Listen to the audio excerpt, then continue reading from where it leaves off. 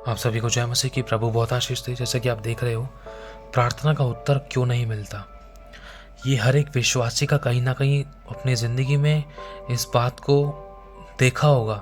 हर एक विश्वासी ने, चाहे कोई कितना भी बड़ा प्रभु का दास है, चाहे कोई एक नया विश्वासी है। ये मेरे साथ भी हुआ है। प्रश्न उठाए मेरे मन में, प्रभु मेरी इस प्रार्थना का उत्तर क्यों नहीं मिला। चाहे वो 1 महीने की है, चाहे वो 2 महीने की, चाहे वो 4 साल से, चाहे वो 5 साल से कर रहा हूँ, या फिर चाहे वो अभी थोड़ी देर पहले की है। लेकिन मेन चीज़ है, प्रभु मेरी प्रार्थना का उत्तर क्यों नहीं मिला। चाहे 1000 में से एक प्रार्थना का उत्तर नहीं मिला, लेकिन फिर भी क्वेश्चन है मेरा, प्रभु मेरी प्रार्थना का उत्तर क्यों नहीं मिलता, कारण क्या है। ये बहुत से विश्वासियों का रहा होगा, हो सकता है कि आपका भी रहा हो। तो आज इस प्रश्न का उत्तर परमेश्वर में बताएगा। तो जब हम इस करेक्शन को अपनी ज़िंदगी में लेंगे, जब हम इस गलती को छोड़ेंगे, जब हम इस एरिया में अपने आप को सही करेंगे, तो देखना हमारी प्रार्थना का उत्तर कैसे मिलेगा। ये हकीकत है, खुदा का आत्मा आज आपसे और मुझसे बात करेगा। आगे लिखा है, अगर हम देखें तो लिखा है सावधान, सावधानी बरतनी है हमें। किस बात में लिखा है, तेरी प्रार्थना तेरे खुद के शब्दों के कारण कट और रुक जाती है। तेरी प्रार्थना तेरे खुद के शब्दों के कारण कट और रुक जाती है। परमेश्वर साफ बताना चाह रहा है, मतलब आपकी और मेरी प्रार्थना हमारे खुद के शब्दों के कारण कट जाती है और रुक जाती है। ये 3 चीज़ सबसे ज़्यादा मेन है। जब आप प्रार्थना करते हो, तो प्रार्थना के दौरान आप बहुत दिल से दुआ करते हो, आंसू बहा बहा कर प्रार्थना करते हो, है ना। बहुत दिल दुखी होता है, आंसू ही बहाते हो, टाइम लगाते हो, एनर्जी लगाते हो, घंटों घंटों तक प्रार्थना करते हो। आप उपवास की भी प्रार्थना करते हो और आंसू भी बहाते हो और समय भी देते हो, प्रार्थना भी करते हो, सब कुछ करते हो। अपनी तरफ से बीज भी बोते हो, है ना।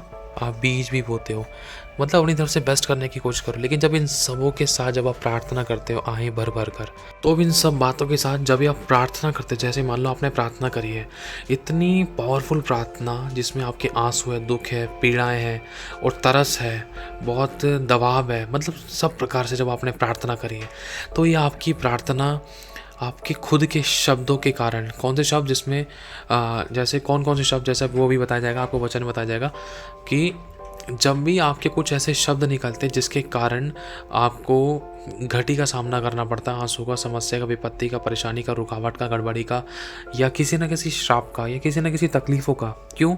आपने प्रार्थना करी है बीमारी से छुटकारा पाने के लिए, लेकिन आपने प्रार्थना कर दी, प्रार्थना करने के बाद है ना, आपके बाद में कुछ ऐसे शब्द हो गए जिसके कारण आपकी प्रार्थना कट गई और रुक गई। अब वो शब्द कैसे होते थे? परमेश्वर आज आपको हमें यही बताना चाहता है, हमारी प्रार्थना का उत्तर क्यों नहीं मिलता। सबसे बड़ा कारण पता है क्या है? हमारी ज़ुबान।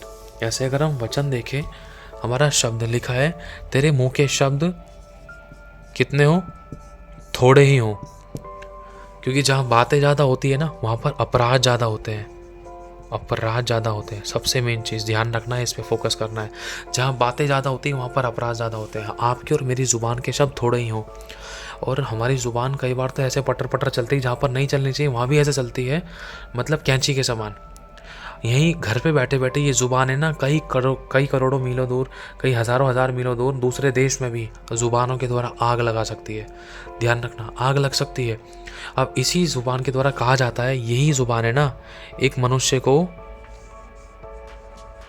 गधी पर बिठाती, गधी तो नहीं बनी, डायनासोर सा बन गया।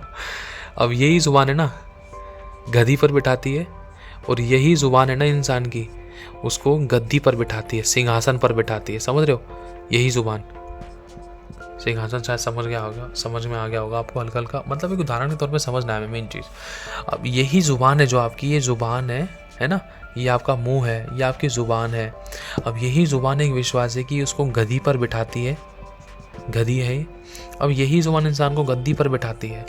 अब हमें कहाँ बैठना है? ये हमारी ज़ुबान की ये हमारी ज़ुबान में है, क्योंकि लिखा है, अगर हम वचन पढ़ते हैं, जीव के वश में जीवन और मृत्यु दोनों होते हैं, जो इसे काम में लाना जानता है वो इसका फल भोगेगा। अब अगर हम देखें कि परमेश्वर की इच्छा क्या है और योजना क्या है। परमेश्वर की इच्छा हमारी भलाई के लिए है, योजना भी हमारी भलाई के लिए है। इच्छा और योजना में हमेशा हमारे लिए भलाई छुपी है। अब हमें ध्यान से समझना है। अब हमें हमारी प्रार्थना का उत्तर क्यों नहीं मिल पा रहा है? इसका सबसे बड़ा कारण होता है हमारा खुद का व्यवहार और हमारी गलतियाँ। मतलब हम स्वयं होते हैं सबसे बड़ा कारण। हम दूसरे नंबर पे अगर देखा जाए, परमेश्वर की इच्छा होती है। तीसरे नंबर पे देखा जाए तो परमेश्वर की एक योजना है। और लेकिन ये दोनों ही चीज़ें ना हमारे लिए भलाई ही को उत्पन्न करती हैं, सिर्फ भलाई को। इसमें 1% भी बुराई नहीं हो सकती। इसमें आपके और मेरे लिए, हम सभी के लिए भलाई होगी, अपने घर परिवार फैमिली लोगों के लिए, सभी के लिए भलाई उत्पन्न होगी। लेकिन इसका प्रार्थना का उत्तर ना मिलने का सबसे बड़ा कारण क्या है? हम लोग कैसे हैं? ध्यान से समझना, हम लोग कैसे हैं, आज हम इसी बात को पकड़ेंगे। अब देखो, मेन चीज़ जैसे कि भी आपको बताया कि हमारे मुंह के शब्द थोड़े हों, जहाँ बातें ज़्यादा होती हैं ना, जहाँ बातें ज़्यादा होती हैं, ज़्यादा, बहुत ज़्यादा, कभी दोस्तों में, परिवार में, फैमिली में, कलीसिया में, लोगों में, विश्वासियों में, चर्च में, जगह जगह, चाहे कितने भी विश्वासी के साथ हो रही, चाहे प्रभु के लोगों के साथ हो रही है, कहीं ना कहीं किसी की अगर निंदा हो गई, चुगली हो गई, हाँ में हाँ मिला दी, दोष लगा दिया, बुराइयाँ कर दी, कमियाँ निकाल दी, ठट्ठा कर दिया, नादा कर दिया, या किसी की हाँ में हूँ भी मिला दिया, अरे वो तो उसकी बहू तो है ही ऐसी, उसका जमाई है ही ऐसा, देखो उसकी बहू आ गई, हल्का सा हाँ हूँ करते टाइम ही ना समझ लेना आशीष चली गई और गलतियाँ हो गई। क्योंकि अगर हम यीशु के बारे में पढ़ते थे ना, जब यीशु को क्रूस पे चढ़ाया गया था, या यीशु के साथ गलत व्यवहार किया जा रहा था, तो उस समय यीशु की भी लोगों ने सर हिला हिला कर निंदा करी थी। ध्यान रखना इस बात को। सर हिलाने से ही ना, जैसे मान लो इस व्यक्ति ने यीशु की बुराई करी और इसने हाँ हूँ कर दिया, तो ये भी, इन दोनों ने सेम बराबर पाप कर दिया। ये बहुत ज़रूरी है समझने की बात हमें। अब ये हकीकत है, कई बार कलीसियाओं में, विश्वासियों में, फैमिलीज़ में, परिवारों में, लोगों में एक दूसरे की घर परिवार की बातें छेड़ते हैं। अच्छा, उसने चोरी करी थी, हाँ चोरी है वो, अच्छा हाँ चोरी है, हल्का फुल्का हाँ हूँ भी कर देना तो समझ लो हम दूसरे के साथ उसके पापों में सहभागी हो गए हैं। हम मतलब दूसरे के पापों के साथ है ना, दूसरे की गलती के साथ हमारी भी गलती हो गई है। ये मेन चीज़ है। हम यहाँ पर अपनी गलती समझते ही नहीं। आज बहुत गंभीरता की ज़रूरत है। हम हर बात में एक दूसरे की हाँ में हाँ मिला रहे हैं, या हम एक दूसरे को सपोर्ट भी कर रहे हैं, तो उसका मतलब दूसरे के साथ पापों में सहभागी हो जाने वाली बात है। और ये एक अधर्म है, ये एक पाप है, ये एक बहुत बुरी बात है। अगर हम पढ़ते हैं यशाया की पुस्तक 59 अध्याय, देखो लिखा है साफ, मैं आपके सामने पढ़ के बताता हूँ। लिखा है, सुनो, यहोवा का हाथ ऐसा छोटा नहीं हो गया कि वो उद्धार न कर सके, ना वह ऐसा बहरा हो गया कि वो तुम्हारी प्रार्थना को सुन न सके, परंतु तुम्हारे ही अधर्म के कामों के कारण तुमको तुम्हारे परमेश्वर से अलग कर दिया। तुम्हारी अधर्म के कामों ने तुमको तुम्हारे परमेश्वर से अलग कर दिया, और तुम्हारे पापों के कारण उसका मुंह तुमसे छिपा है कि वह नहीं सुनता। मतलब परमेश्वर ये बताना चाह रहा है कि क्योंकि तुम्हारे हाथ खून से रंगे गए हैं, तुम्हारी उंगलियां धर्म के कामों से अपवित्र हो गई हैं, और तुम्हारे मुंह से तो झूठ और तुम्हारी जीभ से कुटिल बातें निकलती हैं। तो मतलब परमेश्वर आपको और मुझे ये बतलाना चाह रहा है सो कि एक बात, कि पापों ही के कारण इंसान की भलाई नहीं होती। जैसा कि हम साफ पढ़ें इसको, पापों ही के कारण इंसान की भलाई नहीं होती। पापों की क्षमा सिर्फ यीशु दे सकता है, और हमारे अधर्म के कामों के अधर्म के, एक बार इसको अच्छे से लिखता हूँ ताकि आप अच्छे से समझ पाओ।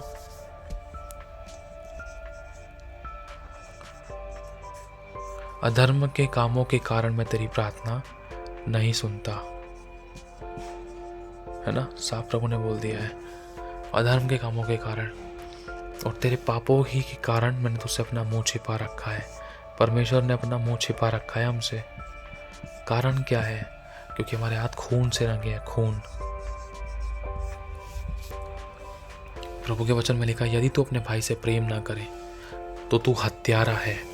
यहाँ पर हत्या का मतलब ये भी है कि अगर हम किसी से प्रेम नहीं कर रहे, किसी को क्षमा नहीं कर रहे, दया नहीं कर रहे, अनुग्रह नहीं कर रहे, तो इसका मतलब, या किसी को माफ़ नहीं कर रहे, या किसी के आगे नम्र और दीन नहीं हो रहे, मतलब परमेश्वर आपको मुझे ये समझाना चाहता है कि अगर कोई भी व्यक्ति है, अगर हम उससे परमेश्वर के प्रति प्यार नहीं करें, परमेश्वर के गुणों को प्रकट नहीं कर रहे हैं, तो हम हत्यारे हैं। और किसी हत्यारे में अनंत जीवन नहीं है। हत्यारे हैं तो उसका मतलब, जैसे कि अभी आपके सामने वचन पढ़ा यशाया की पुस्तक का, हाथ खून से रंगे हैं, हमारे हाथ खून से रंगे हैं। और जिसकी वजह से परमेश्वर जब देखता है तो वो देखता है कि हमारे हाथ अधर्म और खून से रंगे हैं, और इसकी वजह से हमारी प्रार्थना को नहीं सुनता। एक ये भी कारण है। अब वो अधर्म कौन से हैं, गलतियाँ कौन सी हैं, मैं आपके सामने कुछ वचन बताना चाहता हूँ। अगर हम रोमियो की पुस्तक में पढ़ते हैं पहला अध्याय उसका, तो यहाँ पर साफ बता रखा है, पहला अध्याय 24 आयत से पढ़ सकते हैं हम। इस कारण परमेश्वर ने उनके निकम्मे अभिलाषाओं के अनुसार अशुद्धता के लिए छोड़ दिया कि वे आपस में शरीर का अनादर करें, क्योंकि उन्होंने परमेश्वर की सच्चाई को बदलकर झूठ बना डाला और सृष्टि की उपासना और सेवा की, ना कि उस सृजनहार की। अगर हम इसकी आयत यहाँ से पढ़ते हैं, लिखा है कि इसलिए परमेश्वर ने उनके नीच कामों के वश में छोड़ दिया, यहाँ तक कि उनकी स्त्रियों ने भी स्वाभाविक व्यवहार को उसने जो स्वभाव के विरुद्ध है बदल डाला, वैसे ही पुरुष भी स्त्रियों के साथ स्वाभाविक व्यवहार छोड़कर आपस में कामोतुर होकर जलने लगे और पुरुषों के साथ निर्लज काम करके अपने भ्रम को ठीक फल पाया। मतलब प्रभु एक और चीज़ बताना चाह रहा है कि पुरुषों ने पुरुष के साथ, स्त्रियों ने स्त्री के साथ, मतलब सब प्रकार के वो कुकर्म किए, अधर्म से भर गए।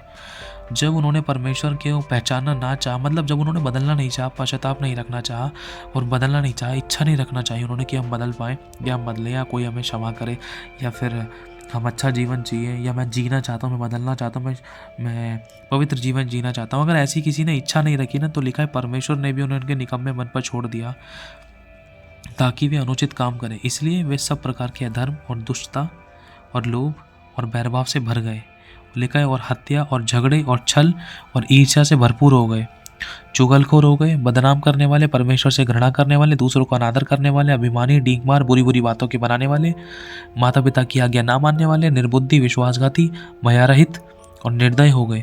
वे तो परमेश्वर की ये आज्ञाएं विधि जानते थे कि ऐसे ऐसे काम करने वाले मृत्यु दंड के योग्य हैं, तो भी वे खुद भी ऐसे काम करते थे, वरना ऐसे ऐसे काम करने वालों से प्रसन्न भी होते थे। तो सोच कर देखो, अगर इनमें से एक भी चीज़ हमारे अंदर, एक भी बुराई हमारे अंदर पाई जाती है, तो खुदा हमारी प्रार्थनाओं को कैसे सुन सकता है।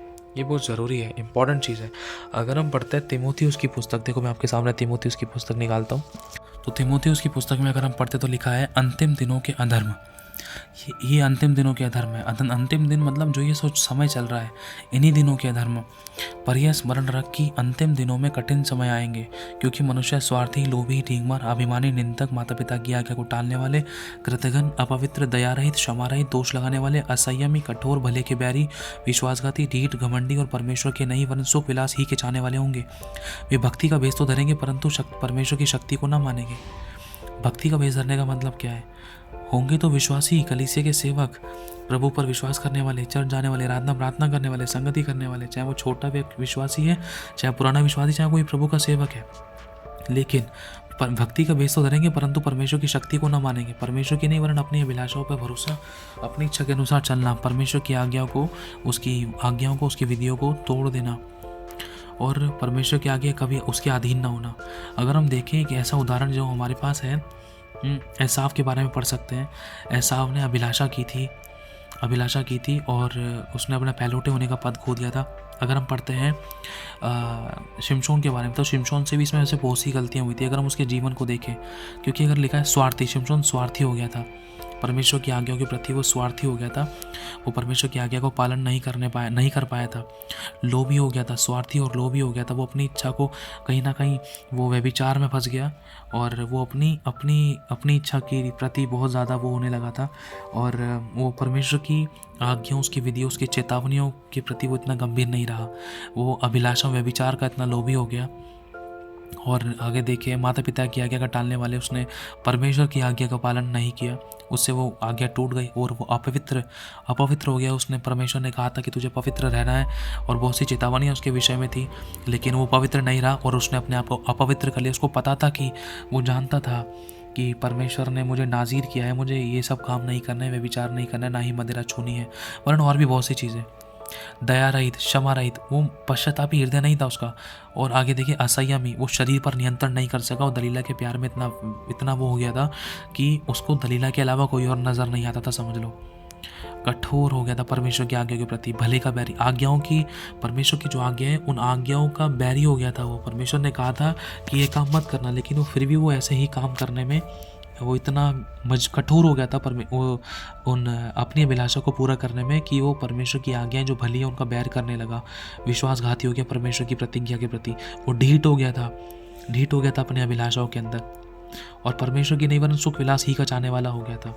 अगर हम शिमशोन के बारे में पढ़ते तो कहीं ना कहीं ये बहुत सी बातें इन आयतों में से हमें उसकी ज़िंदगी में नज़र आती है, लेकिन वो हमारे एक बहुत बड़ा भारी उदाहरण है। उस उदाहरण से अगर हम सीख लेंगे तो हमारे लिए बहुत भला रहेगा। तो सो की एक बात अगर हम देखें ध्यान से इन बातों को कि हमारी प्रार्थना का उत्तर क्यों नहीं मिल पाता, इसका सबसे बड़ा कारण ये भी है कि जो अभिलाषाएं, जो बुराइयां, जो अधर्म की बातें अभी हमारे सामने पड़ी गई हैं, अगर इसमें से कोई भी अगर हमारी ज़िंदगी में है तो उसको हमें निकालना ज़रूरी है। क्योंकि जो मनुष्य से नहीं हो सकता वो परमेश्वर से हो सकता है। हम नहीं निकाल पा रहे लेकिन प्रभु निकाल सकता है। हम प्रभु से प्रार्थना कर सकते हैं, उपवास रख सकते हैं और इन बातों के प्रति अपने आप को गंभीर रख सकते हैं। जितना हो सके उतना अपनी तरफ से भी हम बेस्ट कर सकते हैं, है ना। अब दूसरा, प्रार्थना सुनी नहीं जाती। एक तो है शब्द कारण है शब्द। अभी थोड़ी देर पहले प्रार्थना करिए, फिर बाद में बोलने लगे अरे यार पेट दर्द हो रहा है, ये समस्या हो रही है, वो दर्द हो रहा है, पीड़ा हो रही है, काम नहीं हो रहा, ये नहीं हो रहा, वो तो ऐसे ही है, वो तो बदल ही नहीं रहा, ये तो ऐसे ही रहता है, पति तो पीता ही है, तो नशा करता है, सिगरेट पीती है, ये दारू पीता है। 636 बातें। पहले प्रार्थना करके, आंसू के साथ प्रार्थना करके, थोड़ी देर बाद फिर सारे गलत अंगीकार हमने करना शुरू कर दिए। हमारे शब्दों की वजह से ना हमारी प्रार्थना का उत्तर कट जाता है और रुक जाता है। क्योंकि बीच में होता है विश्वासी, है ना। यहाँ एक तरफ होता है शैतान, दूसरी तरफ होता है प्रभु। समझना ध्यान से, एक तरफ होता है शैतान, एक तरफ होता है विश्वासी, दूसरी तरफ होता है प्रभु। अब विश्वासी कहता है कि मैं पापी, मैं ये हूँ, मैं वो हूँ, अपनी तरफ से गलत अंगीकार करता है, बहुत सारे गलत शब्द बोल बैठता है अपने ज़ुबान से अपने बारे में कि ऐसा नहीं होगा, वैसा नहीं होगा, काम ऐसे चल रहे हैं, तकलीफ है, बीमारी है, समस्या घटी है, लड़ाई दंगा होता है, ये होता है, ज़िंदगी ये हो गई, वो हो गई, अपने आप को कोसना, बहुत सी चीज़ें वो कहता रहता है। अब शैतान बोलता है देख ले प्रभु, देख ले इसको, देख ले। प्रभु भी देखता है, हाँ मैं देख रहा हूँ, ये भी देखता है, प्रभु भी देख रहा है। अब शैतान बोलता है प्रभु से, प्रभु देख, तेरे ही वचन में लिखा है यशायाह की पुस्तक में, तू इसके मुंह के फल का सर्जनहार है, जैसा ही बोलेगा वैसा हो जाएगा। अब प्रभु देख ले, तू चाहकर भी इसको नहीं बचा सकता है क्योंकि इसके शब्द ही गलत है इसी के लिए। अब प्रभु भी कुछ नहीं कह सकता, वो बेचारा वो भी उदास हो जाता है, प्रभु भी उदास हो जाता है, मैं क्या करूँ, मेरे बच्चे तेरे शब्द गलत है, मैं तो चाहकर भी तेरी मदद नहीं कर सकता। क्योंकि जैसा भी हमने वचन में पढ़ा है, यशायाह की पुस्तक में भी हम जान सकते हैं, मैं तेरे मुंह के फल का सर्जनहार हूँ। जीभ के वश में जीवन और मृत्यु दोनों होते हैं, जो इसे काम में लाना जानता है वो इसका फल भोगेगा। तेरे मुंह के शब्द थोड़े ही हो, जो अपनी जुबान को काम में लाना जानता है वो उसका फल भोगेगा। समझ रहे हो। जो अपने अच्छे दिन देखना चाहता है वो अपनी जुबान को बुराई करने से रोक रखे। समझ रहे हो, ये बहुत ज़्यादा इंपॉर्टेंट चीज़ है। तो शैतान को ये सारे वचन पता है और शैतान यही बता दे कि इसके पहले ये गलती कर दी इसने, ये शब्द बोल दिए, देख इन वचनों के अनुसार अगर देखा जाए तो उसने बहुत गलत अंगीकार कर दिया अपने लिए, अपनी ज़िंदगी को और बर्बाद करने के लिए। शैतान तो बाद में करता है, पहले मनुष्य खुद अपनी ज़ुबान से अपनी और अपने घराने की ज़िंदगी बर्बाद कर देता था अपनी ज़ुबान से। पति पी कर आया आज 1 बोतल और पत्नी ने अपने ससुराल में फ़ोन कर दिया मेरा पति तो पीता है, पड़ोस में बता दिया पति पीता है, घर में बता दिया, लोगों में बता दिया, जगह जगह गला फाड़ फाड़ कर पत्नी बता रही है कि मेरा पति पीता है। 1 बार 2 बार 3 बार 4 बार 5 बार उसने अपने मुंह से गलत अंगीकार कर दिए। फिर बाद में जब और उसका पति जब फिर आज तो 1 बोतल पीती, कल 2 बोतल पी कर आएगा तो घुटने टिकाकर पति परमेश्वर के पास आती है कि प्रभु मेरा पति पी रहा। प्रभु भी क्या कर सकता है, प्रभु भी कहता है देख तेरे जुबान तेरे शब्द ही ऐसे हैं, पहले अपने शब्द बदल, पहले अपने आप को बदल, तब तेरा पति बदलेगा। तेरी जुबान ने तेरे पति की ज़िंदगी को बर्बाद किया, तेरी जुबान ने तेरी पत्नी की ज़िंदगी को बर्बाद किया, तेरी जुबान ने तूने अपने बच्चे की ज़िंदगी को बर्बाद किया, तेरी जुबान ने तेरे करियर को बर्बाद किया है। क्योंकि तुम अपने आप को कोसते हो कि मैं ऐसा, काम नहीं चलता, खाना नहीं खाता, पेट में दर्द होता है, समस्या होती, तेरी वजह से ऐसा होता है, मेरी वजह से मैं ऐसा हूँ। अपनी कभी अपनी बुराइयाँ, कभी परिवार की बुराइयाँ, कभी लाइफ पार्टनर की बुराइयाँ, कभी घराने की बुराइयाँ। तो जब उनके साथ समय बिताने का टाइम आता है तो फिर वही चीज़ों को हम देखते हैं। क्योंकि जो इंसान ने आज धरती के अंदर बोया है तो एक कुछ सालों बाद, कुछ महीनों बाद फिर वो काटता है, कुछ दिनों बाद वो पेड़ पौधा बनता है, फिर आगे चलकर वो एक बड़ा पेड़ बन जाता है। फिर उसी के ऊँट कटारे फिर वही चुभते हैं एक इंसान की ज़िंदगी में। क्यों? क्योंकि जो गलत बोया है वो तो काटना ही था ना। जो आज इसने अपनी ज़ुबान से बोया है वो तो काटना ही था ना। अब अच्छा बोया है या बुरा बोया है ये तो हमारी ज़ुबान के ऊपर डिपेंड करता है। समझ रहे हो, ये बहुत ज़्यादा इंपॉर्टेंट चीज़ है। अब परमेश्वर भी बेचारे, परमेश्वर के भी ना कई बार हम हाथ बांध देते और खुदा से कहते खुदा तू काम क्यों नहीं कर रहा। अरे खुदा तो तभी काम करेगा ना जब हम अपनी ज़ुबान को नियंत्रण में रखेंगे। देखो परमेश्वर ने आकाश और पृथ्वी की सृष्टि की, पृथ्वी बेडल और सुनसान थी, गहरे जल पे अंधियारा था और उसके ऊपर परमेश्वर का आत्मा मंडराता था। आत्मा मंडराता ही रहा कई सालों तक, जब तक धरती पर काम नहीं हुआ, जब तक परमेश्वर ने कुछ बोला नहीं। जैसे हम पहला शब्द पढ़ते हैं ना, परमेश्वर ने जो पहला शब्द बोला कि प्रकाश हो जा, जैसे ही बोला प्रकाश हो जा, वैसे ही प्रकाश हो गया। समझ रहे इस बात को? जब तक परमेश्वर ने नहीं कहा था तब तक वो सब ऐसा ही था, लेकिन जब खुदा ने बोला ना प्रकाश हो जा, वैसा ही हो गया। प्रभु ने ये नहीं बोला अंधकार दूर हो जा। प्रभु के कहने के तरीके तो देखो, समझो इस बात को। आज हमारे नेगेटिव वर्ड्स कितने होते हैं। आज हम बोलते हैं कि प्रभु ये काम नहीं हो रहा, वो काम नहीं हो रहा। हमारे शब्द ही ऐसे हैं। प्रभु कह रहे नहीं हो रहा तो नहीं होगा भाई, कितना भी वचन बोल ले। या तो एक चीज़, या तो तू गलत नेगेटिव शब्द बोल ले अपने बारे में, या तो प्रार्थना पे भरोसा करके चुप लगा ले। जो तूने प्रार्थना करी है उस पर भरोसा करके चुप लगा ले कि हाँ काम हो जाएगा। अगर तू चाहती है, तू चाहता है काम हो, या वो व्यक्ति बदले या तू बदले, तेरी ज़िंदगी में चमत्कार हो, आशीष है, बरकत है, घर परिवार में सुख चैन विश्राम शांति शालोम आए, या घर परिवार में मिल मिलाप आए, सब कुछ अच्छा हो जाए, तो अपने प्रार्थना करने के बाद है ना बस अपनी इस ज़ुबान को ना लगाम में रख ले, चुप लगा ले। अगर तू ज़ुबान को बंद कर देगी ना, अपनी चुप लगा लेगी, तो परमेश्वर काम करना शुरू करेगा। तब है ना ये शैतान है ना विश्वासी की ज़िंदगी में कुछ कर नहीं पाएगा। क्यों? क्योंकि विश्वासी ने प्रार्थना करके अपनी ज़ुबान पर लगाम लगा लिया, और परमेश्वर फिर अब काम करना शुरू करेगा। समझ रहे हो? परमेश्वर अपनी इसकी ज़िंदगी में काम करना शुरू करेगा, इसको ब्लेस करेगा, छुटकारा देगा। अब शैतान अपना सर हो जाएगा, अरे ये विश्वासी ब्लेस कैसे हो रहा है? क्यों? क्योंकि इसने सीख लिया है, मैंने प्रार्थना की है, मैं भूल सकती हूँ, मैं भूल सकता हूँ अपनी प्रार्थना को, लेकिन प्रभु कभी नहीं भूलेगा। अब मैं जान गई हूँ, मैं जान गया हूँ कि मेरे शब्दों की वजह से मेरी प्रार्थना कटती थी और रुकती थी। अब मैं प्रार्थना करके मैं चुप लगाऊंगी, उपवास करने के दौरान मैं चुप लगाऊंगी। हो सकता है शैतान किसी के भी द्वारा भरमा दे कि मुंह से गाली निकल जाए, गुस्सा हो जाए, कुटकुटाने वाली बात, झुंझलाने वाली बात, टिटाई की बात, झट क्रोध कर देना, झट उंगली उठा देना, झट दोष लगा देना, झट बुराई कर देना, झट निकम्मी बात, झट व्यर्थ की बात। सब प्रकार की बुराइयां मुंह से कहाँ से निकलती हैं? मुंह से ही तो निकलती है। प्रभु ने कहा जो तू खाता है वो तेरे को अशुद्ध नहीं करता, वरन जो कुछ तेरे मुंह से निकलता है वो तुझे अशुद्ध करता है। समझ रहे हो? प्रभु आपको और मुझे इस एरिया में करेक्ट करना चाहता है। और एक और कारण है जब प्रार्थना, एक विश्वासी की प्रार्थना का उत्तर क्यों नहीं मिलता, एक इसका ये भी कारण है कि प्रभु के वचन में लिखा, यदि तेरे भाई के मन में, मान लो ये मैं हूँ और ये मेरा भाई है, ये मान लो एक विश्वासी है और ये इसका भाई है, अगर इसके मन में ना इसके प्रति कुछ विरोध है, इसके मन में इसके प्रति कुछ विरोध है, अब ये बंदा प्रार्थना कर रहा है, इसकी प्रार्थना को परमेश्वर नहीं सुनेगा। क्यों? क्योंकि इसको पहले अपने भाई से मेल मिलाप करना होगा, या इसको माफ़ करना होगा। सबसे मेन चीज़ ध्यान से समझना, एक व्यक्ति ये है, एक व्यक्ति ये है ना। अब ध्यान से देखना, हमें ये चीज़ समझनी है, इस विश्वासी के मन में ना इस व्यक्ति के प्रति कड़वाहट भरी हुई है, बुराइयां भरी हुई है, झुंझलाहट भरी हुई है। ये बहुत कड़वाहट से भर गया है। चाहे भले ये विश्वासी है, लेकिन ये बहुत कड़वाहट से भर गया। इसके बारे में सोच के या बोल के या कुछ भी ऐसा हुआ कि इसके बारे में पता नहीं क्या क्या बातें इसके दिमाग में चलती है, और ये कुड़कुड़ाता है, बड़बड़ाता है। ये व्यक्ति इसको माफ़ नहीं करता है। ये चाहे कितनी भी प्रार्थना कर ले, चाहे कितने भी उपवास रख ले, एक भी प्रार्थना, एक भी उपवास प्रभु के ग्रहण योग्य नहीं होगा।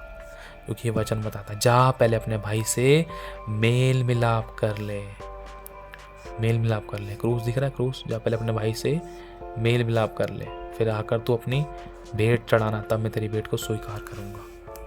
एक ये भी कारण है, अगर आपने किसी को माफ़ नहीं किया है, अगर आपके मन में किसी के प्रति कड़वाहट है, किसी के प्रति बुराई है, किसी के प्रति जलन है, या किसी के प्रति ईर्ष्या है, नावाफी की बातें हैं, या कुछ भी ऐसा है जो आपके मन में नहीं होना चाहिए था, आपके दिमाग में नहीं होना चाहिए था, तो पहले जाओ दिमाग को साफ करो। कहने का मतलब मेल मिलाप करो। मेल मिलाप कर सकते तो ज़रूर करो, लेकिन आप माफ़ करो। सबसे मेन चीज़ माफ़ करो पूरे हृदय से। वो माफ़ करना शब्दों से नहीं, वरन अपने कामों के द्वारा प्रकट करना है, व्यवहार के द्वारा। हाँ, मैंने दिल से सबको माफ़ कर दिया है, कामों के द्वारा प्रकट करो। अपनी तरफ से बेस्ट करके दो सामने वाले को। चाहे खाने पीने की बात है, चाहे उठने बैठने चलने फिरने की बात है, चाहे बात करने की बात है, तरीके से व्यवहार के द्वारा प्रकट करो कि हाँ, मैंने दिल से मम्मी पापा ब्रदर सिस्टर सास बहू, मैंने आपको माफ़ कर दिया दिल से। अपने कामों के द्वारा प्रकट करो। जब आपके मन में किसी के प्रति कोई कड़वाहट विरोध नहीं होगा ना, तो तो परमेश्वर आपकी प्रार्थना को सुनकर उत्तर देगा। क्योंकि प्रभु ने साफ बोल दिया है, यदि तेरे मन में तेरे भाई के प्रति अगर कुछ विरोध है, ज़्यादा नहीं, सिर्फ कुछ विरोध है, बहुत सारा नहीं, सिर्फ कुछ विरोध है, तो जा पहले अपने भाई से झटपट मेल कर ले, फिर आकर तो अपनी भेंट को मेरी वेदी पे चढ़ाना, तब मैं तेरी प्रार्थना को सुनकर उत्तर दूंगा। एक ये भी तरीका है, एक विश्वासी की प्रार्थना का उत्तर क्यों नहीं मिल पाता। हो सकता है आपने किसी को माफ़ ना किया, चाहे वह घर वाला है, परिवार का है, बाहर का है, फैमिली का है, कहीं कोई भी व्यक्ति है। आपको क्या करना है, सबसे पहला पश्चाताप करना है। पश्चाताप कैसे लिखते हैं, एक बार रुको, सॉरी,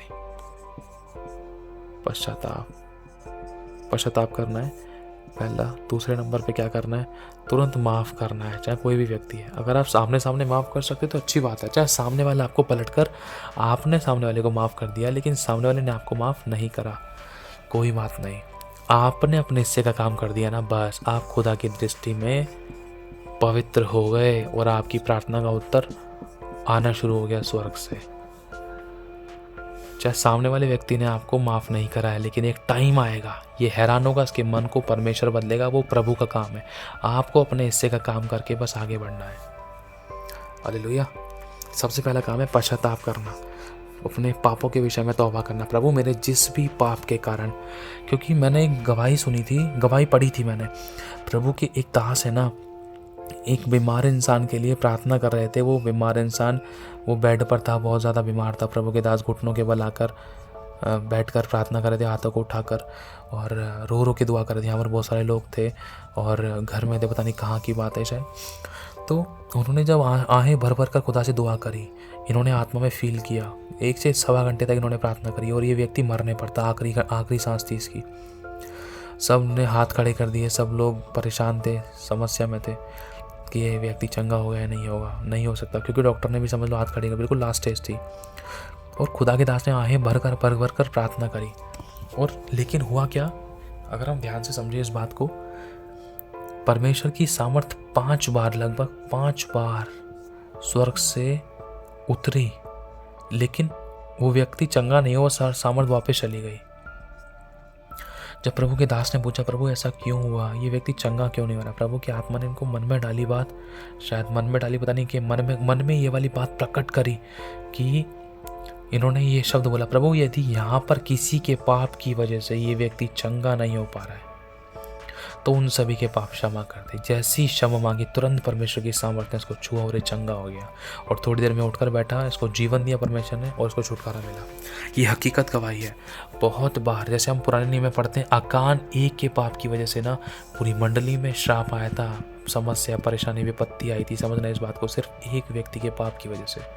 तो आज कई बार प्रार्थना का उत्तर एक ये भी कारण होता है, प्रार्थना का उत्तर ना मिलने का सबसे बड़ा कारण एक ये भी होता है कि हमें अपने लोगों के बिहाफ पर क्षमा मांगनी है, पश्चाताप करना है, पश्चाताप सबके बिहाफ पर, सबके बिहाफ पर। सब में कौन आता है, सबसे पहला फैमिली, अपने घर में जो रहते हैं, दूसरा कलीसिया के लोग, तीसरा हमारी खुद की ज़िंदगी के, जो हमारे शब्दों से हुए, विचारों से हुए, व्यवहारों से हुए, कामों से हुए, सोचों से हुए, है ना, उस विषय में। चौथा हमारे सगे संबंधी लोग, पारिवारिक लोग, क्योंकि कई बार हम उनके साथ उठना बैठना होता है, कई बार हमारे द्वारा ऐसे शब्द निकल जाते हैं जिसके कारण वो बात परमेश्वर को अच्छी नहीं लगती और शैतान उसी बात को पकड़ कर बोलता है, किसने ही गलती कर दी, अभी आशीष इसकी ज़िंदगी में उतरनी नहीं चाहिए, खुदा तू अपने वचन से बना हुआ है। समझ रहे हो, ये हकीकत है। दूसरे नंबर पे हमें क्षमा करना है, तुरंत। क्षमा कैसे लिखते हैं, क्षमा करना है, चाहे वो अपना है, घर का है, बाहर का है, कलीसिया का है, परिवार का है ना, कोई भी है, तुरंत हमें क्षमा करना। जैसे आप क्षमा करोगे ना, देखना, मैंने ऐसी गवाहियाँ भी सुनी है, तुरंत पश्चाताप, जब क्षमा किया सामने वाले को तो किसी को पवित्र आत्मा का दान मिला, किसी को परमेश्वर ने ब्लेस किया, बड़े बड़े मिरेकल्स, बड़े बड़े छुटकारे। समझ रहे हो, हमारे सिर्फ किसी को माफ़ करने में ही कितनी बड़ी आशीषें छुपी हैं। हम सोचते पहले बड़ी बड़ी आज्ञाओं का पालन करेंगे, भाई ये बीज बोएंगे, ऐसे प्रार्थना करेंगे, 8 घंटे प्रार्थना करेंगे, 10 घंटे ये करेंगे, वो करेंगे। प्रभु कहता है तो छोटी छोटी आज्ञाओं में तो फेथफुल रह पहले। जो छोटे से छोटे में विश्वास योग्य रहेगा, परमेश्वर उसको बड़ी ही वस्तु का अधिकारी बनाएगा। तो छोटी आज्ञा, सबसे छोटे छोटे हम सोचते हैं, अरे क्या माफ़ करना, क्या कड़वाना है, अरे वो तो है ही, यार छोड़ना, उसको जानते हैं, अरे चल प्रार्थना करते। ऐसे कैसे प्रार्थना करते, हाथ हिला लो, मुंह हिला लो, लेकिन हृदय से परमेश्वर प्रसन्न नहीं होगा तुम्हें लग रहा है कि तुमने प्रार्थना कर लिया, आराधना कर लिया, अच्छा लग रहा होगा तुम्हें, लेकिन खुदा उससे खुश नहीं होता। खुदा कहता है पहले अपने भाई से मेल मिलाप कर, माफ़ कर और माफ़ी मांग, क्षमा कर दे। चाहे वो तुझे माफ़ कर रहा नहीं कर रहा, लेकिन तू प्रेम प्रकट कर, तू क्षमा कर दे। प्रभु अच्छा सिर्फ माफ़ करने की वजह से तू मुझे ब्लेस करेगा? हाँ, माफ़ करने की वजह से, माफ़ी मांगने की वजह से, तेरे झुकने की वजह से। क्यों? क्योंकि तू जब तू झुकेगा, जब तू झुकेगी, जब तू दीन और नम्र होगी, जब तू धीरज धरेगा, जब तू आँख के बदले आँख, चांटे के बदले चांटा, बुराई के बदले बुराई, गलत के बदले गलत नहीं करेगा, तब तू मेरे गुणों को प्रकट कर सकेगा। उस समय मैं तुझे आंसर दूंगा, क्योंकि शैतान शर्मिंदा होगा और विरोधियों को मैं फेवर में करूंगा तेरे। हालेलुया। तो ये कुछ कारण थे। सबसे पहला हमारी खुद की गलतियां होती थी, हमें उन अधर्म के कामों को, अधर्म के विषय में पश्चाताप करना है, अपने विषय में, और उन बुराइयों को छोड़ना है। दूसरा, हमें अपनी ज़ुबान पर नियंत्रण रखना है। तीसरा, हमें पश्चाताप करना है। चौथा, हमें क्षमा करना है। पांचवा, हमें मेल मिलाप करना है। चाहे सामने वाला कर रहा है नहीं कर रहा, छोड़ दो, लेकिन प्रभु तो कर रहा, हमें अपने हिस्से का काम करना है। प्रभु के सामने हम सही बने। प्रभु देख, मैं तो मेल मिलाप करने गया था, अब सामने वाले ने निकाल दिया, सामने वाले ने नहीं किया, तो उसमें मैं कुछ नहीं कर सकता, कोई बात नहीं। प्रभु की तरफ से आप आज़ाद हो चुके हो, छूट चुके हो, है ना। प्रार्थना का उत्तर कई बार अगर जैसे हम इन बातों को फॉलो करेंगे ना, तो हम अपनी ज़िंदगी में उत्तर देख सकेंगे, तो हमारी प्रार्थना का उत्तर नहीं कटेगा और नहीं रुकेगा। और एक और सबसे महत्वपूर्ण तरीका है, क्योंकि इस बात को मैंने दानियेल की पुस्तक में सीखा और पढ़ा, और प्रभु के लोगों से भी इस बात को सुना है। जब दानियेल ने अपने पूरे लोगों के बिहाफ पर पश्चाताप किया, उसके बाद उसने जब उसने पश्चाताप करके अपने पापों का अंगीकार किया, अपने लोगों के पापों का अंगीकार किया, प्रभु हमने दुष्टता दिखाई, अनाज्ञाकारिता करी, जो तूने आज्ञा दी, विधियां दी, चेतावनी दी, को हमने नहीं माना, ढिठाई करी, ये पाप किए, वो पाप किए, अपने सभी गलती, पाप, गुनाह, अपराध व धर्म को प्रभु के सामने माना। जैसे ही माना, दानियेल के आमीन बोलने से पहले परमेश्वर ने उसको प्रार्थना का उत्तर दिया। क्यों?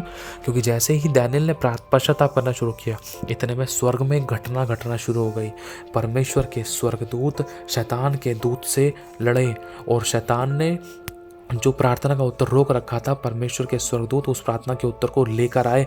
क्यों? क्योंकि परमेश्वर के पास आंसर था। देख, मेरे बेटे ने पश्चाताप कर लिया पूरे हृदय से। अब तो शैतान इस उत्तर को नहीं रोक सकता, अब तो लेकर जाना ही पड़ेगा। तो शैतान को वहाँ पर हराया गया, शैतान के दूतों को हराया गया, और प्रभु का पवित्र युद्ध का दूत मिकाएल स्वर्गदूत, जिब्राइल स्वर्गदूत, परमेश्वर की दया से वहाँ पर एक उत्तर पहुँचा। समझ रहे हो? परमेश्वर ने काम किया। ये हकीकत है। जैसे हम धरती पर पश्चाताप करते हैं, स्वर्ग में घटना घटती है, शैतान को तमाचा मिलता है। देख, मेरे बेटे ने पश्चाताप कर लिया है। परमेश्वर दिखाता है, देख, मेरे बेटे ने पश्चाताप कर लिया। शैतान तो छोड़ दे उसके उत्तर को, परमेश्वर अपने दूत के द्वारा उत्तर को हमारे घर में भेजता है, और वो उत्तर चंगाई के, छुटकारे के, आशीषों के, बरकत को, क्षमा, शांति के, दया के, अनुग्रह के, करुणा के, फाइनेंशियली, स्पिरिचुअली, सोशली, कई प्रकार से होता है, जिस भी एरिया में हमें ज़रूरत है। हालेलुया। तो हमें पश्चाताप करने के साथ साथ है ना, हमें प्रार्थना करनी, पवित्र युद्ध के दूतों को आज्ञा देनी है। स्वर्गदूतों जाओ, मेरी प्रार्थना के उत्तर को लेकर आओ। हालेलुया। क्योंकि प्रभु के स्वर्गदूत जाकर काम करते हैं। स्वर्गदूत भी जब भी काम करेंगे जब हम ये वाले काम करेंगे, पश्चाताप के साथ, क्षमा करने के साथ, है ना, दया करने के साथ, और भी बहुत सारे काम हैं। जब हम प्रेयर करेंगे इस बात के लिए, प्रभु आपके स्वर्गदूत जाएं और मेरी प्रार्थना का उत्तर लेकर आए, तो आप देखोगे उत्तर को। तो प्रभु आशीष आप सभी को, जय मसीह की। फिर आपकी ज़िंदगी से हमेशा के लिए सब खत्म हो जाएंगे।